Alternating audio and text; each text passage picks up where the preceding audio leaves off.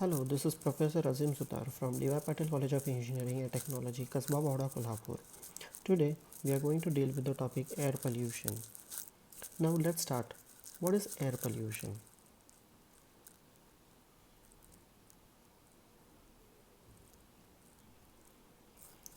Definition. Air pollution may be defined as the excessive concentration of foreign matter in the air which adversely affects the well-being of individual or causes damage to the property. It also affects plants, animals and buildings. It may be injurious to humans directly or indirectly. Now let's see what is the composition of atmosphere. Atmosphere composition consists of nitrogen, oxygen, argon, carbon dioxide, neon, helium, methane, krypton, carbon dioxide, carbon monoxide and other gases. Majorly nitrogen consists of 78%. Next, what are the sources of air pollution? The sources of air pollution would be natural sources and man-made sources. Now, natural sources will be consisting of aerosols, microorganisms, pollens, volcanic ash and gases, radioactive minerals, etc.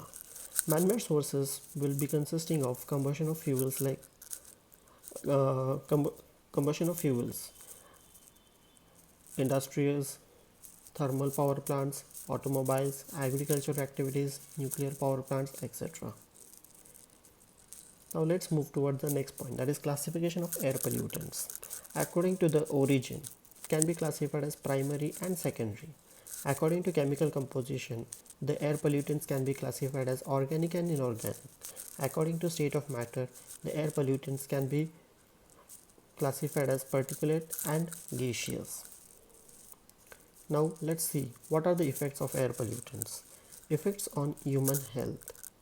The gases or the pollutants which are liberated into the atmosphere causes the following problems within the human beings, that are bronchitis and asthma are caused due to SO2 and NO2 and photochemical smoke. Asthma is caused due to the pollens. Lead causes lead poisoning in lungs. Hydrogen fluoride causes bone fluorosis. CO causes death by asphyxiation. And radioactive elements causes cancer, shortening of lifespans, genetic defects, as well as the oxides of nitrogen causes eye and nasal irritation, respiratory discomfort. Next, the effects on trees and plants. SO2 causes bleaching of leaves, killing of tissues. O3 causes premature aging, suppressed growth, collapse of leaves. NOx causes suppressed growth and bleaching of leaves. Fluorides causes necrolysis of leaf tip. Ethylene causes leaf abscission and leaf epinasty.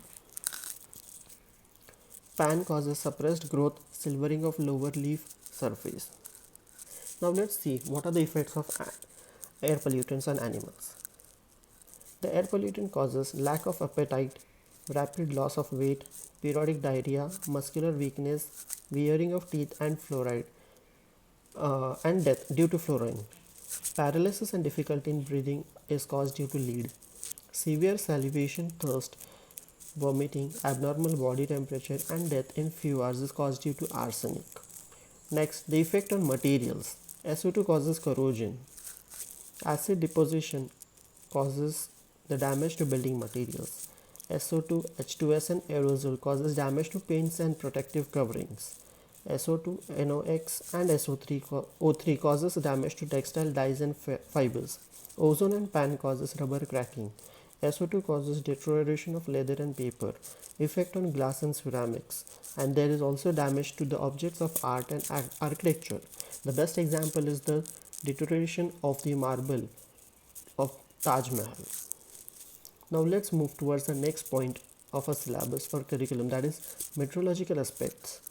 First, atmospheric stability and temperature inversion. Now what is this? The degree of stability of the atmosphere depends upon the rate of change of temperature of the air with altitude. Now what is this? First, lapse rate. The rate of change of temperature of air with altitude is known as lapse rate. It is also called as environmental lapse rate. Next, adiabatic lapse rate. It is called as ALR. The internal decrease of temperature with height which occurs in the rising parcel of air mass can be theoretically calculated by assuming the cooling process to be adiabatic, that is, occurring without the addition or loss of heat. This rate of decrease of temperature with height is referred to as adiabatic lapse rate, that is ALR. Next, now let's see the relationship between the environmental lapse rate and adiabatic lapse rate. If ELR is greater than ALR, this condition is known as superadiabatic condition, that is, the atmosphere is stable. When ELR is equal to ALR, atmosphere is neutral. When ELR is less than ALR, the condition is subadiabatic condition, that is, atmosphere is unstable. And when the atmosphere is unstable, the dispersion of the air pollutants is maximum. When lapse rate is negative, that is, there is inversion condition. Now this is a graph representing the ELR and ALR stability conditions. On the x-axis, that there is determination of temperature, whereas on the vertical scale the elevation, that is the height rise, is depicted.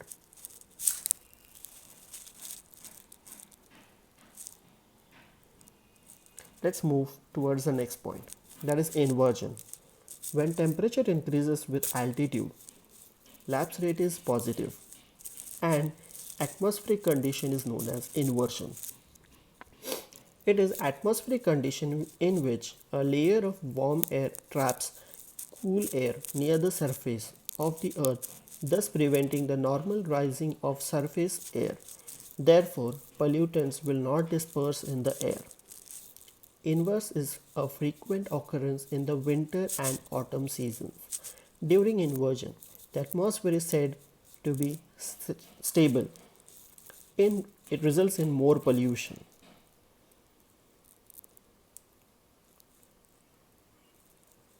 In this picture, you can see a representation of cooler air and warmer air. As we know, the warmer air rises up due to its less weight, whereas the cooler air, due to its high density, remains intact with the ground surface. Now, whenever the air present near the ground is cool, the infrared light rises up. Here you can see the cooler air at the bottom and the warmer air at the top. Now, what are the effects of inversion?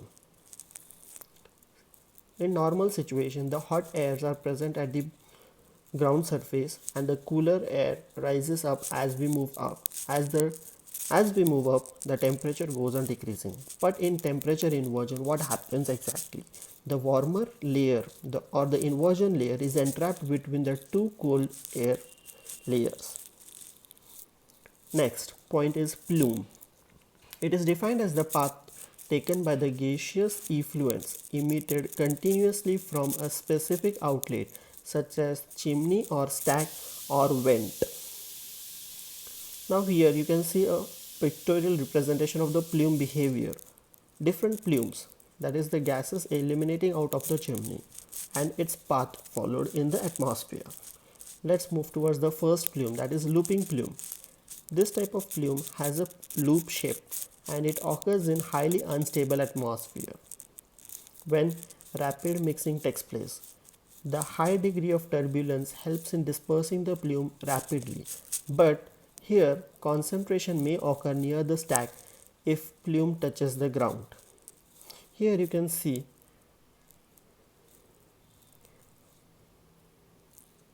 touches the ground. Here the loops are formed and which touches the ground. Next is the coning plume. It is cone shaped with horizontal axis plume. It occurs in near neutral stable atmosphere when wind velocity is greater than 32 km per hour. However, the plume reaches the ground at greater distances than looping plume. Also, concentration is less, but it persists longer than looping plume, as the picture shown. The plume shape is in a cone. Next, fanning. This type of plume is emitted under extreme inversion conditions. Under this condition, the plume spreads horizontally and is very little vertical, spreading for kilometers downwind. It disperses very slowly.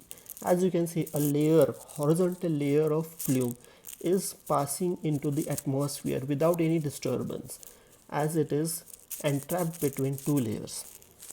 Next is lofting plume. This type of plume is in the form of loop or cone with well-defined bottom. Lofting occurs when there is a strong lapse rate above surface inversion. Under such condition, diffusion is upward, but downward diffusion does not penetrate the lowermost layer and emission will not reach the ground surface. Here, the dispersion is taking in the upward portion. So the name is lofting or lofting. Next is fumigation. Here the pollutants are brought rapidly to the ground when air destabilizes. The plume is in the form of well-defined cone with graded, dragged or diffused bottom. Under this condition, the concentration is relatively high and the probability of ground contact is also very high. Here the dispersion takes place in the downward direction as the picture is showing.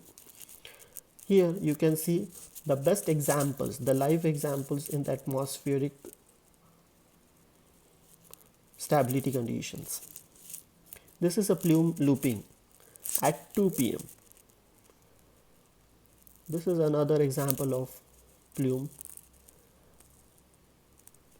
This is the plume lofting where the parcels are lifted up at 7 a.m. in the morning. Thank you.